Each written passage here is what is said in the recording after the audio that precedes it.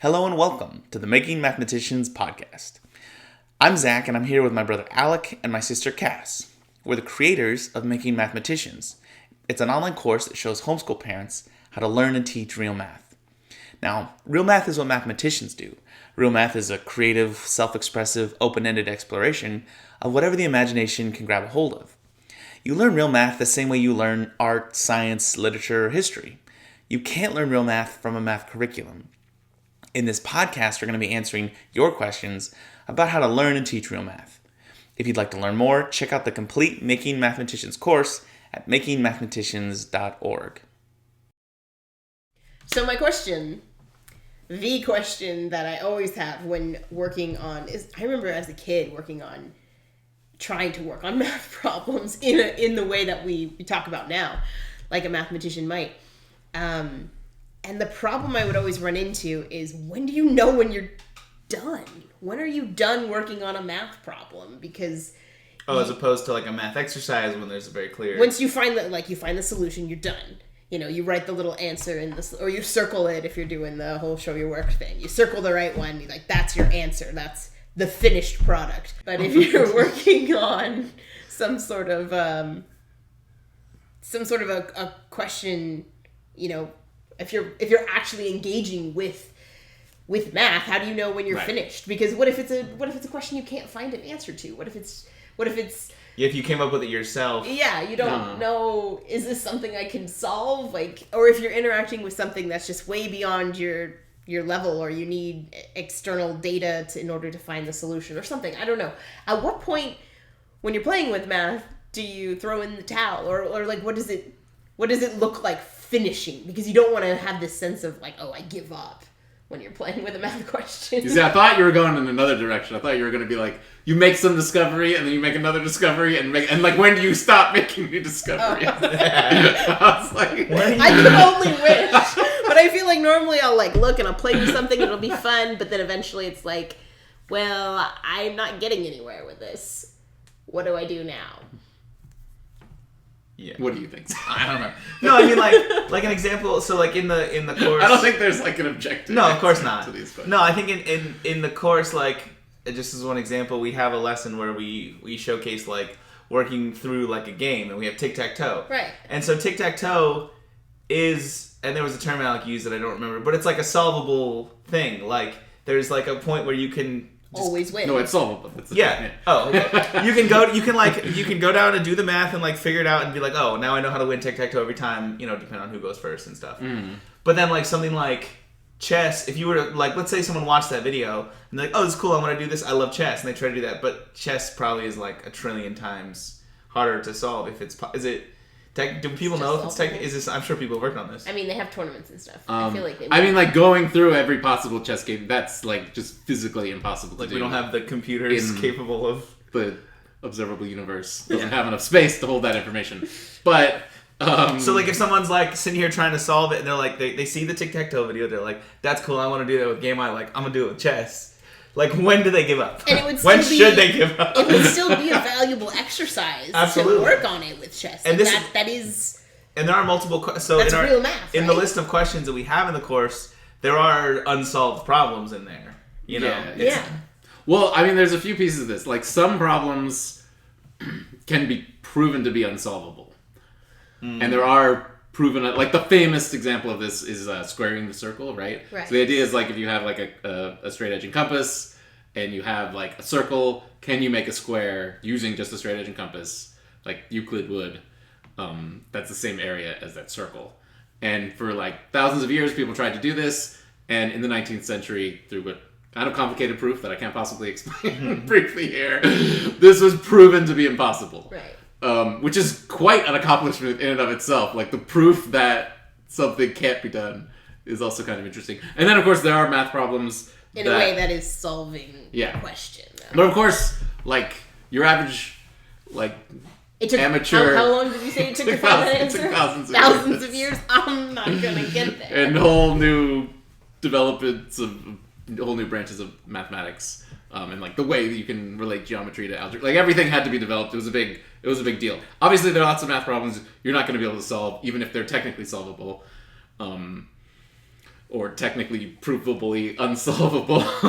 So I don't you don't necessarily have to go to that. I don't know. I mean, like, I think about, like, if you're, maybe this is a bad example. I have lots of thoughts. One thought is, Yes, go for it. is like, If they're bad thoughts, I can cut them out. one thought is, if you're trying to do something artistic, right? Or if you're trying to do something like in a sport, or just something like physically technical, maybe. Or, I mean, even in artistic, sometimes you try to pull something off and you just can't figure out how to make it work. But the same is, like, if you're trying to pull a move in, like, a sport or something like that, whatever the case may be, you're trying to kick a ball and do a backflip at the same time. like that's, like, theoretically possible. But yes, you know, I mean, you might just reach a point where you decide that you can't do it. I don't know what the criteria is on that. I think sometimes a graceful way to do that is to sort of, like, pare back your ambitions and find something you can do instead, maybe.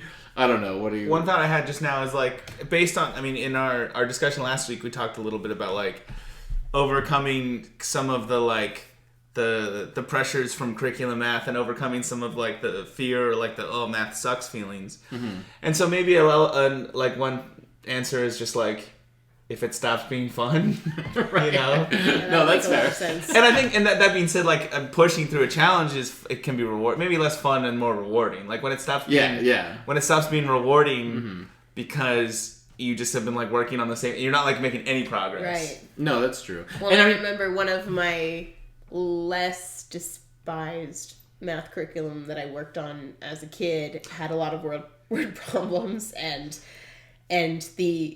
it was going in a cool direction. Like, my mom knew that this is where she wanted to end up, right? The way we're doing it with Making Mathematicians, but she hadn't quite figured it out. So she had found this almost closest to their curriculum, but it just wouldn't, like, quite explain anything enough, and then it would just give you, like, a page of word problems. And I just remember throwing myself at these word problems and just trying for hours.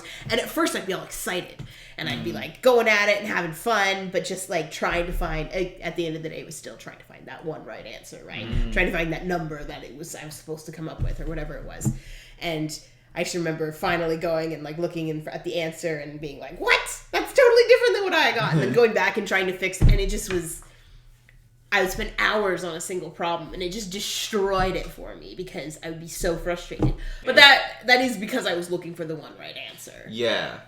I mean, I think that could be a big piece of it is, like, you know, again, so much of what we're talking about is, like, almost reconditioning your brain to do math the way, like, a real mathematician would. And so, like, maybe part of it is just, like, there isn't the one correct answer. It's just, is your work, like, adding up? Like, does it make sense? Is it rigorous more than is it, like, correct or something? Well, I don't know. Thinking about your example with art, I've taken some art classes. I've never really been, like, a drawing artist or anything like that, but I remember one of my favorite mediums is charcoal, and I always find it interesting with charcoal because it's the one that takes me the least time to produce something, or to produce garbage, like, or to produce nothing. Like, I always know pretty quickly. You learn, like, sooner if it's yeah, because it's so, the contrast is so high, the value is so high, but, like, it's all just dark smears, and you're like, okay, is this gonna come together? And all of a sudden it does. Or all of a sudden you hit this point where you're like, this is never gonna come together. It's just gonna stay dark blobs. No. So yeah, I don't know. I mean, do you hit that kind of a point usually if you're working on a problem, or?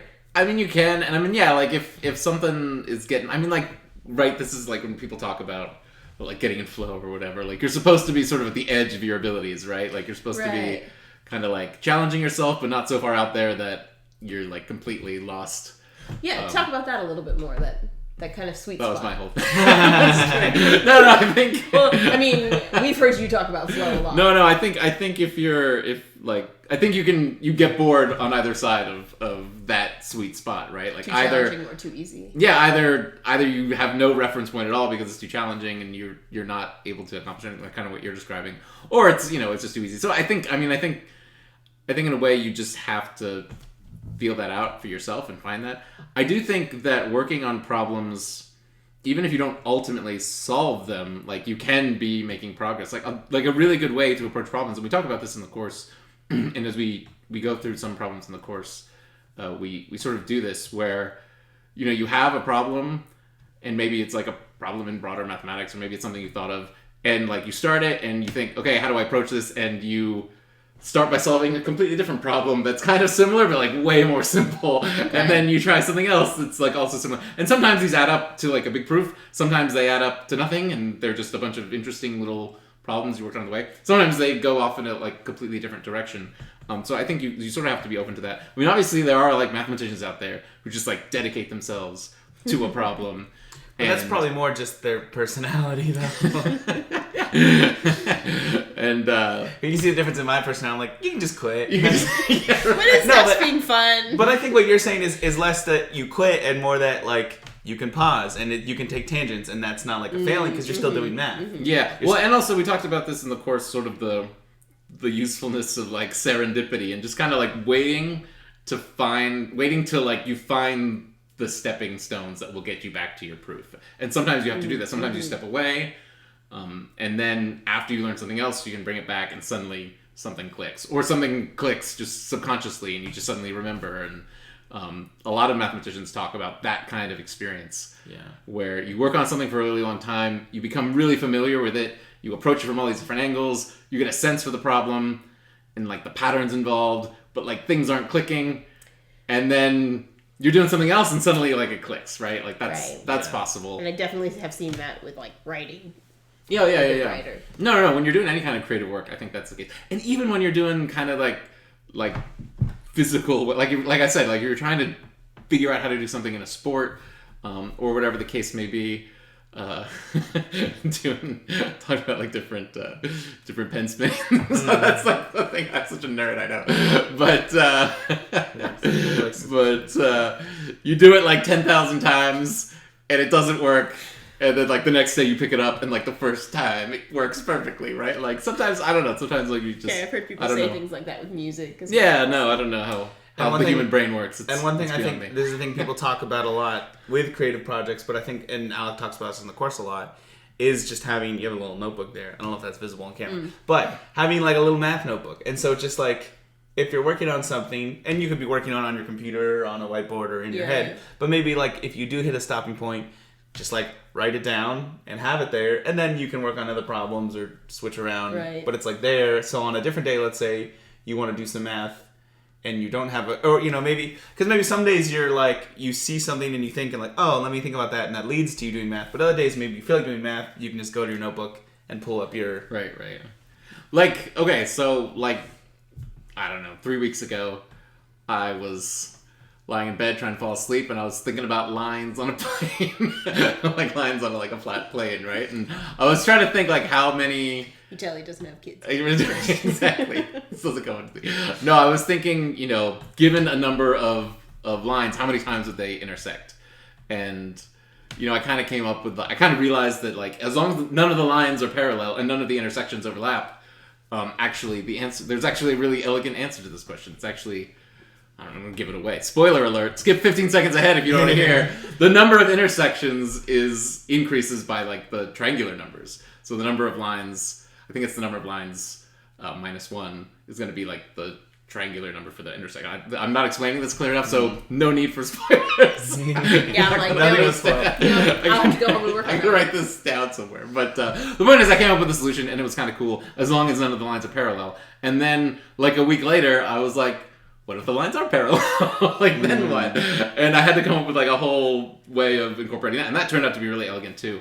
And I'm sure somebody's worked on that problem before, but I never had, so it was a fun thing to think about. So, yeah, that's sort of what I was hoping you'd say, like, oh, you come up with the solution to the problem you're thinking about, and then you kind of leave it. But there's always ways to develop problems, and you can even do that if you can't solve a problem. Like I said, like, if you solve a problem at one level, you can always take it to another level, or, what if the lines are parallel, or what if they're in 3 dimensions, or vice versa. If you can't solve it at one level. Yeah, and if you can't solve it at one level, then maybe go down a level. Maybe find like a simpler version. Know what level? Well, I don't know. It's normally you either like eliminate weird cases, or you simplify, or you bring things down a dimension, or whatever the case may be. Yeah. So when he says like level, I think another example in the course is we talk about like the 4-color theorem of like how many colors you need to fill in a map, and so you start with like an easy number, right? Wait, you start higher or lower? You start lower. Like, you can draw a map where you need more than 2 colors, and you can do that in a few minutes. Where you draw a crazy map, and you're like, okay, I can't have 2 colors that don't touch each other. So, like, eliminating obvious things. That's an example. Right. Like, That is so a if you good have a problem, example. just like, again, it's not lower or upper. It's just kind of all around necessary. Yeah. Yeah, because, I mean, there have been times where I've been like, that sounds interesting, and then you sit down and you go like, well, is this impossible, or is this something that I can solve? So yeah, maybe just like take Can't that. tell what the level of the question Take the is. problem you have, and if you right off the bat you're like, I have no idea where to start, like simplify it as much as you can, and then solve that. Well, and I feel like even the thought process that would have to go into simplifying it is a huge step, because you have to have some sort of basic understanding of what you're doing in order to simplify And that's the thing, you ask, like, how do you simplify? Once you worked on the 4-color theorem a little bit, then suddenly it'll be like, you'll find that you can do certain things, or it looks like you can do certain things, and then you can ask, like, okay, can I really do that simpler thing, and prove that, and then try to. I mean, the 4-color theorem is a famously really difficult problem to solve. You're probably not going to solve it. But, you know, I'm thinking more like, if you draw lines, how many times do they intersect? A very simple problem to solve. I could do it in a single night. But yeah, no, I think just being flexible, and again, sort of being like forgiving on yourself. Like, mathematicians, when they're like working with a mathematical object, they are constantly generating questions about it. And they write them down, or they just have them in their mind, or they just seem obvious, because once you do this for a while, the sorts of questions you would ask sort of become obvious. And they can't like go through and solve every single one of those questions. Right. You come up with questions faster than you can come up with solutions to questions. That's normal, probably in any field. So you just have to prioritize, and you have to try to get a sense of like what's going to be interesting, get a sense of like what's solvable. And do you feel like you could say, because based on what you're saying, like, imagine, based on Cass's scenario, imagine somebody has a question or like sees something that they think is a mathematical object, and they start asking questions. I almost feel like for someone that's just beginning, just like learning how to generate questions might be a good first step. You know, just like, again, like I used We talked a little bit about this last time. of like tic-tac-toe, just like, oh, can I win this every time? And I actually, because of that video, friends were playing a different game, and I was like, it seemed like random. I was like, can I optimize my strategy? And so just like start asking questions as like a first step and writing those down.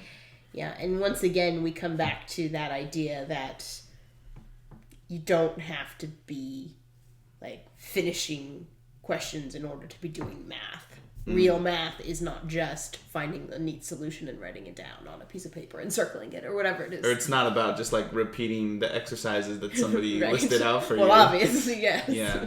Yes. But you don't have to find the solutions to still have been engaging in real math. Like if you are engaging with the questions, if you're, learning from them in any way, it doesn't matter whether or not you've found a solution or not. You haven't failed. I guess if you...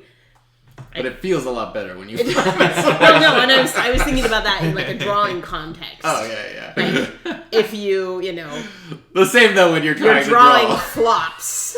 It still sucks. You've presumably learned something from having No, that's destroyed it. the idea. But obviously it feels better when you don't destroy it and you have a lovely finished piece of work to show off. No, it's true. There's But you're not, you're no longer an artist just because you created a failed dark blobby monstrosity. I was gonna say that seems obvious, but I feel like I know lots of artists. I was gonna say. I think in any field, and I know I've said this before, but whatever you're doing, like being able to handle and learn from failure is gonna be key. You're still engaging with art. You're still an artist even if you fail. Therefore, you're still a mathematician. You're still a good person. You're not a bad person. No. That's My funny. unfinished manuscripts. Yeah, No, I feel like that's actually a real. No. Yeah. I was gonna say, just to finish up, I haven't read this book, but I've heard lots of people reference it. There's a book called Uncle Petros and Goldbach's Conjecture, I think. I think it's from the perspective of some kid or something. Like I said, I haven't read it, but I know the premise of this book is that his uncle is a mathematician who dedicates his life to trying to find a solution to Goldbach's Conjecture. And he spends his whole life doing that. And famously, Goldbach's Conjecture is still unproven to this day. So I think it's a novel for kids. I should be careful before I recommend these. It's super dense. No. No. Anyway, little I'm gonna go and read it, and then we talk about it in a future thing. But I think it's supposed to be. I think it's more of a novel than necessarily. But I'm sure it has lots of math in it. Lots of mathy people reference it just because I think it's supposed to be fun. But the point is, you can spend your life working on a single problem, and I think maybe he goes crazy or something, but As one would. Maybe there's a middle ground. between maybe that. there's a middle ground. Da Vinci and the Mona Lisa, like, he never stopped working on it. He never So stopped working on it, but it's good. It's still great. yeah. We still love it. Yeah. Thank you for listening to the Making Mathematicians podcast. We hope our discussion has helped or inspired you in your effort to learn and teach real math. If you have a question you'd like to ask us, please leave a comment or email podcast@makingmathematicians.org. If you'd like to learn more, check out the complete Making Mathematicians course at makingmathematicians.org.